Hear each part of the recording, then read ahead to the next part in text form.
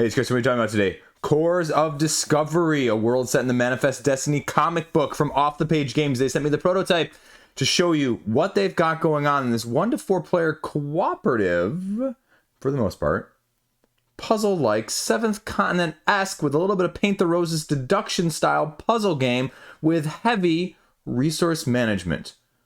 Interested? Definitely different than any of their other 2 games previously you've seen on crowdfunding. Let me tell you what you need to know, going through a little bit of everything, 2 core episodes, flora and fauna, as well as a little expansion content conversation. Everything you need to know, help you figure out whether or not it's right for you, whether you should back it, buy it, own it, or anything else in between. You ready? Let's go. So this game comes to you with 4 different envelopes of maps. And these maps are going to be basically slotted in, reminds me of one of my kids' games actually, outfoxed, where you slide in the bad guy and slowly reveal. And that's what you've got going on this board in front of you that you can see here, is that you are going to be gradually exploring along these paths, flipping over tokens to represent days in terms of your journey. These are going to then represent places, terrains that are going to offer you opportunities, resources, deductive reasoning opportunities, as well as revealing monsters and gaining threat along the way. And what you've got going on here are the 4 different ones that you're going to be starting out with. You've got fauna, you've got flora, insecta, and vamitor. And so what you're getting in the base game is just the flora and the fauna here. Each of these are supposed to come with 8 different maps that Off the Page has already said you can print off, ad lib a bunch more beyond that for, replayability's sake. But 8 that are going to give you different ways of setting this up. So what is the core of this game? Well, the gist of it is you slide one of these little things in here, and as you can see, half of this board is almost uncovered as I've explored. And each of these sets, episodic scenarios, gives you goals. Fauna here, for example, you can see my goal is to kill 3 monsters, well, minotaurs in this case. Then you also have your peak at C4 here, so there's going to be a stone there, and then it tells you where you're going to be starting on the map, so I randomly get to flip one of these up. And as you're exploring, you get to flip up one orthogonally, up, down, left, right, next to a space that's already revealed. Now the deductive portion comes in, is you're going to get a separate little sheet here that I'll show you that says for fauna, these are the rules that are governing things. There is always a water next to a forest in an orthogonal direction. You don't know which one. A food supply in a diagonal direction to the teepee. Then there is 1 wood per row and column. There is one of these bogs that is going to be orthogonally next to both a water and a rock. All are connected, not on the edge, unpassable. So you can see that these are unpassable. You have to go around them. So I'd have to have actually one of those flipped up to go there. And so when you flip these up, you get these sun coins. And we'll talk about how those interact with the challenge board, which is right below in front of me here in a second. And it just gives you a couple other rules to go along with this. The TP trading resources, where you're going to be building shelter, which becomes important for outlasting and dealing with fatigue. And then the monster locations themselves, as well as forts, which again give you the ways to kill the monsters in the first place, because you're not just going to be able to kill these monsters when they populate. The skulls here are going to be your minotaurs, and in this scenario that's what they're represented by. And so what you're doing though is when they get flipped up, all of them will give special rules or special indications about this scenario's, this episode's big bad, if you will. And in this case, they are going to drain in different ways, for the most part, your resources. Resource management is the other heavy key of this game in a nutshell. As you're going to these locations, you can gather the resources when you go there. You get a water, you get a wood, you get a stone, you get a skull, you get a branch, you get a little bit of a bog. You get the food. All of those different resources are going to be available to you, and you can see all the various types here in one of the other expansions, but it just lays them out sort of so you can see them all nice summary there, but I won't talk about this board quite yet. That's one of the expansions in Insecta. The other main component of this is the other board right here that you see. This is the challenge board. This is your storage board. This is the story board. And so what you're doing is you have a set of various challenges, and these challenges get slotted here into the board, and you have a huge stack of them, some of which are selective for the particular event or story that you're doing. And that's represented by the upper right-hand corner here. You can see that there's nothing there. And if you go a little bit further, you can see that one has a little boat. And then if we go down here, we can see the insecta I just passed right there. And then we finally get to the one that we were looking at here. So these, the school of fish, for example. So you shuffle all the generic ones, the common ones, the regular ones, as well as the story-specific ones, make a challenge deck, and then lay out your 3 challenges for that particular, well, sort of day-ish, week-ish, whatever you want to call it, time frame in which you are taking your turns. And so you have a set out here in front of you, and you need to accomplish these before the end of the time or the day that happens. And how that's recorded is you're going to be taking these little suns that I just mentioned off of this board. And as you reveal them, you stack them up above the challenge card. And when the challenge card, which says how many suns are needed right there, 3, 3, and 3 in this case, when it reaches that numbered amount, you need to be able to meet this card's objectives or you face the consequences. And so in this case, I need to have each of these 4 resources, 2 waters, a little bog swamp thing, and a little branch vine. If I do and I meet the requirements, I get the bonus. If I fail, I just lose resources. And that's where the resource mitigation heavy management comes into play. By far and away the most challenging aspect of this game, because let me be very clear at the beginning, this is a very difficult resource management game. This is going to test you. It's going to give you ways of mitigating, it's going to give you options, but you are also going to have to fall forward. And how good are you at doing so? It will test your limits in that sense, in different ways through all 4 of these chapters. If you have a fire, it says here, get food. If you have 2 fire, get 2 food. Lose, lose. Pass, get that.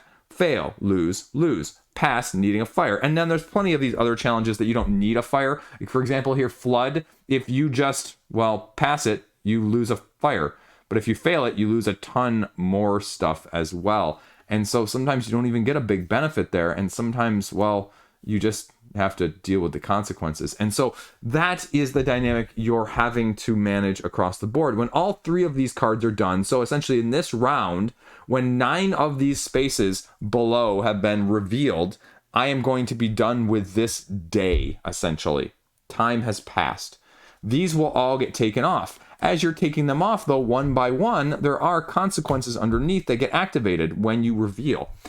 You get minus water again if you're fatigued. Fatigue matters, and this is where the resource management is really tricky, because a lot of games like this, as you're a resource manager, just allow you to stack up and store and keep and plethoras and Skyrim full of bounty, and you have plenty of to do with whatever you want. This is not that game, folks. If you want a tough Robinson Crusoe-esque resource style, this is it. This backpack right here is how much you can store. I can only store 6 pieces of resources. And if I'm sitting at 5 or 6 when this is revealed, I'm losing water. You only start off with 8 water here. You can get up to 10, you can build 3 fires, but that is how you're going to be managing. And let me be very clear. 8 water sounds like a lot. It's not.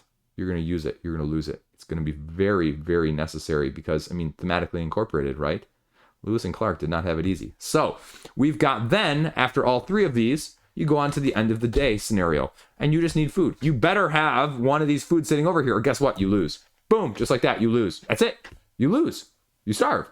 And then nighttime happens. And nighttime happens with the other dynamic of this game. If the resource management wasn't potentially hard enough, they add in a little bit of a take that, a little bit of further upkeep, if you will. Those monsters that I mentioned, the minotaurs in this case, the potential insects or creatures in the other ones, including just a man-eating vine or a big vampire-esque guy, you're going to have to deal with those in different ways. The minotaurs, for example, if you're in their row or column, you have to, discard a resource just to explore additionally one of these extra spaces in their row or column. Now, in the other expansion, in Flora, for example, it's any of the ones that are surrounding it, and you can kind of mark it. In this case, all of these surrounding it now all of a sudden require 1 extra resource, so you can remind yourself that way.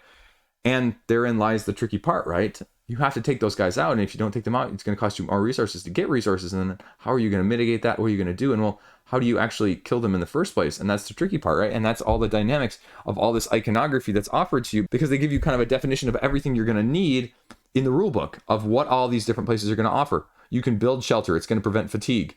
The TP allows you to trade resources. These, when you actually uncover them, they give you the Minotaur. The Minotaur, I don't have one in front of me, but the Minotaur would go face up right there. And now you can see the rows and the columns are going to be affected. And so I also have to go around him in addition. But now, if I can find one of these forts, the fort actually then allows me to get the way to kill them, or I should say the opportunity to learn how to kill them, because you have these, for example, learn how to kill Minotaur cards, or for a fact, with the Flora, you get the search cards. And so you're going to have to be able to go to certain directions or certain paths based on how you deal with the Flora that you're dealing with. In that case, not to give too many spoilers. But for example, here, the top Minotaur card, well, I can make ammo. If I kill a Minotaur, I need to have a stone and a fire, and I discard this after use. And so if I can do that, discard a stone and have the fire, well, I can make the ammo, kill this guy off, and then I have to kill 2 more of them. And you have to find the forts in order to get more of those cards. And so therein lies the yin and the yang and the balance. And you're going to have additional things like destiny cards here, which are going to be additional rewards that may or may not work in your favor. But a lot of them are one-time uses, additional bonuses to go along with that.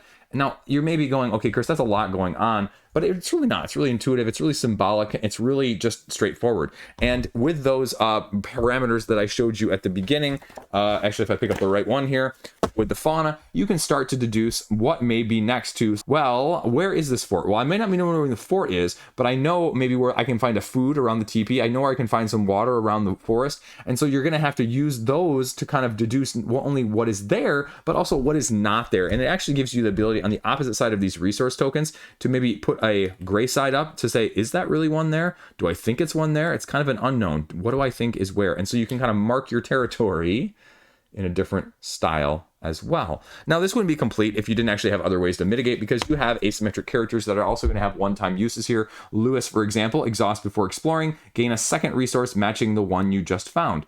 And so exhaustion is just meaning you flip this card over. So cards can be used once per day cycle, and then they all get refreshed. But then you'll also have just asymmetric characters there. Each of the expansions has 2 additional ones as well, like Sacagawea here. Exhaust, when you explore a path, select an unexplored paths 2 away rather than adjacent. So instead of exploring this one, I can select one of these 2, which gives me ability to kind of find out and go a little bit further. So that food that was out of reach before I reached the end of the day, now I got it. And so now you can mitigate if you get lucky. And then all of these cards actually allow you to, depending on the player count here, if I actually grab the right deck, have gear too. So you each have a select number of gear. The more gear when you have less players. So with like 1 person, I think you get 3 gear. With 2 people, you have 2 gear each. And again, the gear is exhaustible, and it's just ways to mitigate some of those resource managements. For example, if you correctly guess the terrain you're about to explore, gain the resource as well as an adjacent explored path. So if I can guess correctly that this one right here is a skull, then I could get one of these right here, the wooden resources as well, because I can't really get a teepee, or I can't really get a fort right there either. But you can see how that would be well utilized. Machete, exhaust 2 paths, explore them both, activate only 1, and discard 1 of the sun terrain tokens that's picked up. So I'm essentially getting to flip up 2, choose 1, and then not have to put this in my challenge pile to make the day go by quicker. So again, abilities to mitigate some of those various aspects that I just mentioned. You can also see on the side of the board here, it tells you the arrangement. This is going to be in this arrangement. So it gives you another level or clue of this particular board, what arrangement this is going to be in. And as you can see, it gets rotated, but it does not get flipped or mirrored here. And you can see all it did was kind of rotate that 90 degrees counterclockwise, if I'm doing that right in my head and not messing that up. So that's the game in a nutshell. All of these are going to have individual objectives of how you win or how you need to go about. Now, the expansions add a little bit of content. Vameter is one expansion, Insecta is the other one. And again, these are going to offer slightly different terrains as well as slightly different, setups in terms of what you need to remember or what's going to be there. Each of these has about 2 or 3 different types of terrains on them between Insecta, Flora, Fauna, and Vameter. And so again, just slightly different resources here that you're going to be utilizing. You're going to have crew tokens that you'll be able to utilize to shoot Vameter, if you will, if you're at the right distance, because if you're right next to him, he's going to kill your crew, and you got to have some range for that gun in the first place. So you got to have the right fire. You got to actually have fire in order to take out the plants that are growing and trying to kill you. And again, fire allows you to backtrack in other cases rather than just having it as a resource. And backtracking meaning basically undo your turn, kind of go back. I didn't like that one, I just flipped up, redo. Or again, shelter allows you to avoid the fatigue penalty alongside. So those are all of the major aspects of the game. The last element I didn't talk about was the insectoboard. This insectoboard, basically you've got this little creature here trying to stop you. And so if you can basically guess correctly one of those terrains like I just showed you with the gear, well, you get to flip this thing over and you can shuttle a resource over because you need to build insecticide. And you can only get insecticide if you have one of all these resources shuttled over after you've already distracted. And then you get to flip it over and you've got the insecticide that you can use to take out the enemy in that expansion content. So all of those ways, all of those things, all of those accumulations. The only thing I haven't mentioned is threat cards, because if you don't have a monster up on the board, right, you're like, ha ha ha ha, easy going, easy going. I'll just not have a monster up, Chris. I'll just save those for last and I can deduce where they are and I'm going to play smarter instead of harder. Boom, threat cards, baby. And threat cards get in your way because now either it forces the Minotaur to come out, it also discards, potential resources that you're going to have to deal with, or depending on what else is there, if I can actually find one, for example, here, soaked. One more wood or stone additionally required to build a fire. Or chased, for example, blocks your destiny card abilities that you can potentially already have, or that ones that are out in the market that you can buy when you get that. And last but not least, you also have injured here. Injured just blocks one of these days in the challenge row, and you now only have, well, a much shorter time to accomplish all of your goals, including the end ones, before all of it accumulates or culminates. So that is Cores of Destiny. How do I feel? Pros, cons, everything else in between. What do you need to know? Pros and cons. This is a hard game. This is a hard game. If you're looking for a hard resource management puzzle-esque game, this is something you should be heavily looking at. Now, spoilers for this a little bit, right? It's deduction. You have a heavy element of deduction on this board. You've got mix, match, squish, squash, whatever you want. I've got 4 different maps of the 8 that they said are going to be available right now to me. So you can play this completely differently every single time. Starting different places, going different places. I didn't mention the fact that you're also going to have bonuses in some of these. When you empty a row or a column, you're also going to get a different reward or bonus, like a destiny card or moving insects, or just, getting better resources, or discarding threat cards when you do so. So again, another way to mitigate. But again, it's hard. It's hard. I would argue that this is also a game, even though it says 1 to 4 players cooperative, my preferred player count would be 1 to 2. Because I'd look at these games and they are shared decision-making games. So you can play them with 3 or 4, but if you want the most hands-on, not like collective group making, you want an individual cooperative style of things, I find that games like this, when you get to the higher player counts, it becomes a little bit more quarterbacky. Group dependent, of course, but overall group think.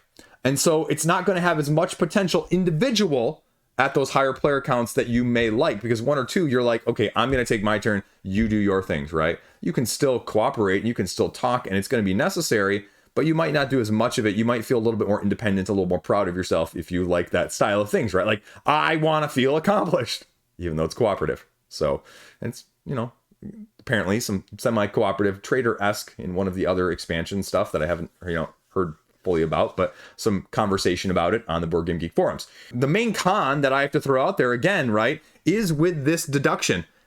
Even with all of these instructions, even with all of these combinations, right, you're still not going to deduce stuff well.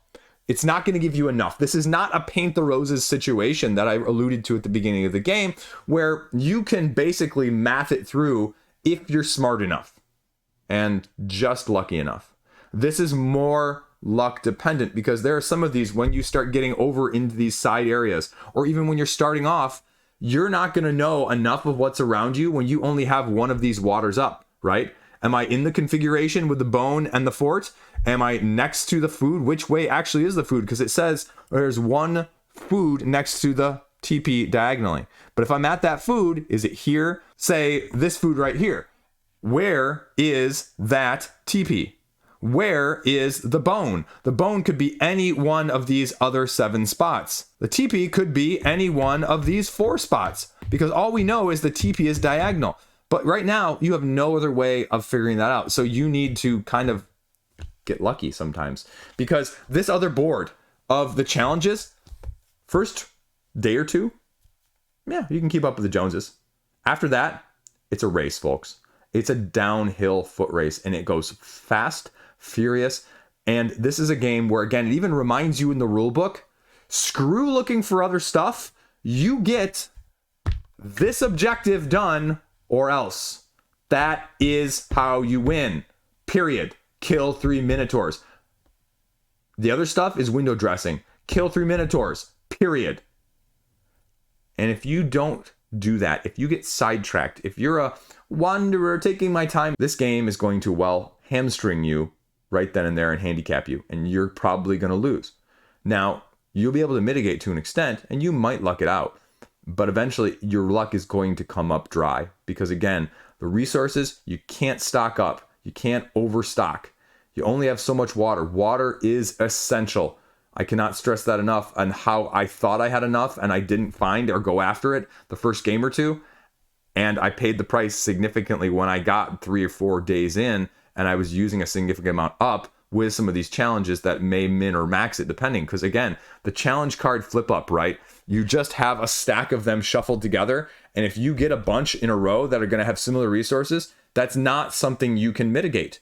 And how do you feel about that? So sometimes you do have to selectively choose which one am I going to fail, because I need to set myself up for success for the end of the day so I don't lose, or so that I don't lose something more important to say take out the ingredients that I need for one of the cards in order to kill the Minotaur in the first place in this case.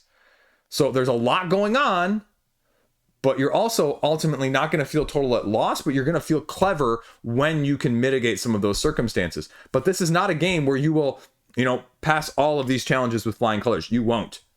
You will not be able to, period. And how well do you do in the face of failure is essentially what this game is testing in a nutshell. Are there too many resources? There's a lot going on there. There's a lot of stuff going on that you're going to have to mitigate and gather and acquire and forage. And that might be the biggest downside, is because there are so many different resources.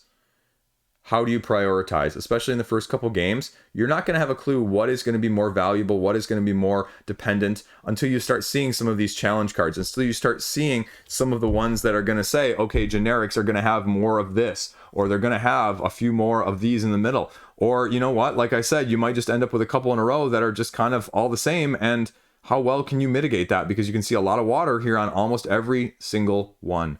So that is a common theme. I wasn't kidding. And it becomes very, very difficult to mitigate. And do you like a challenge? Because this game is certainly a challenge. This is, arguably probably the most difficult game I may have played so far in 2024 in terms of not learning, but winning and, doing it in the first place.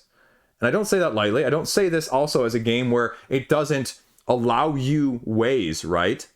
This game will give you plenty of ways to do it, but ultimately it's a combination of skill and luck. And for people like me, I don't like perfect information games, right? Because I feel like it's pure skill, pure math, or pure I've played this more than you, and so I already know what to expect. And I don't like too far in the luck side of things, because I don't feel like Last Bastion levels of luck where unless you have absolutely the perfect roll of everything in a row, that's the only way you're ever going to win. And so to have a nice handshake mixing of those with what this game provides, that's what I go for. And that's why I like it. But again, I'm not sure I would play it again at the higher player counts. My preferred player count is clearly going to be 1 or 2, just because of the quick turns back and forth, less overhead talky. And again, maybe that's more group dependent in my situation. But I feel like, again, other games that are similar, like Frostpunk, for example, where they say, well, this is 1 to 4 players and you've got 13 different phases and you can collectively do it. Like, people are like, okay, I play this with 1 or 2 people and it's ideal that way, right? Same thing with Robinson Crusoe, those aspects of games, Seventh Continent in addition. So I would say it's more in lines with the feelings of those, even though the mechanics are somewhat slightly different as a whole, but the overarching concept of how you're going about it is similar. And so play count similarly in that respect for me personally. The other nice point is you don't have to have played one of these scenarios. You don't have to have played fauna to play flora. You don't have to play flora to play insecta. You don't have to play insecta to play vemeter. All of these are standalone. So you can pick one and just kind of do it. There's no campaign. There's no setup. There's no big variability. The only setup that you're dealing with here is putting these things in. That's your biggest thing, is just covering these up, and that takes, you know, whatever it takes. Otherwise, I mean, there's a fair amount of tokens, but nothing extraordinary. Not too many cards. And from what I saw on the Kickstarter preview page, the price point is going to be like $39. So it's probably the most accessible so far off the page game. It's the only cooperative game, and it's going to be the easiest to get to the table. So if their other two weren't of interest to you, you know, you don't have to worry that it's one of those companies or one of those situations where they're so similar that which one am I going to get? Oh no, this is a total different vibe. And this one could appeal to you if, you know, say Mind Management or Hero County didn't in the first place. But again, if you like more asymmetry, if you want to really feel like you're set apart and there's more individual orientation and practice of how I'm doing things, and then you're doing things separately, no, this is going to require some overall group speak and conversation in mitigation. And again, this is one of those games, if you're like me in games where you store, wait until I can, no. The gear that I mentioned, the Destiny's cards that I mentioned, the character asymmetric abilities, you need to use them on a turn-by-turn, day-by-day basis. If you don't, again, you will fail. It's not a game where you hold back and wait and see. It's a game where you need to be the aggressor, or the game will be aggressive back at you and not hold your hand either. And so if you're kind of, you know what, you're going to pay the price. So go big or go home in this one, as a much smaller footprint as well cooperative game than I was expecting, in a good way. In a good way. I think nowadays games and footprints all in all are too big. This iconography is clear, it's dynamic, and the rule book already for a prototype makes sense. There's very little, you know, I had even trouble understanding or putting together, which is, again, refreshing as a whole. So you know you're going to be seeing that in the end product in addition. So there you go. Off the page games. Right for you, wrong for you, should you check it out? Hopefully, this helps you figure that out from that aspect of things. Let me know what you think. Let me know if you have any comments, questions, or concerns down below. Hopefully I didn't screw up too many explanations, but overarching premises, there you go. As always, you made it this far, and you somehow like what I did, well, subscribe. If you don't like what I did, well, subscribe anyway, and tune in, because I guarantee I'll put something else out that you'll like. Maybe. Maybe? Yeah, we'll see. Have a great freaking fantastic day. Stay classy. Peace out.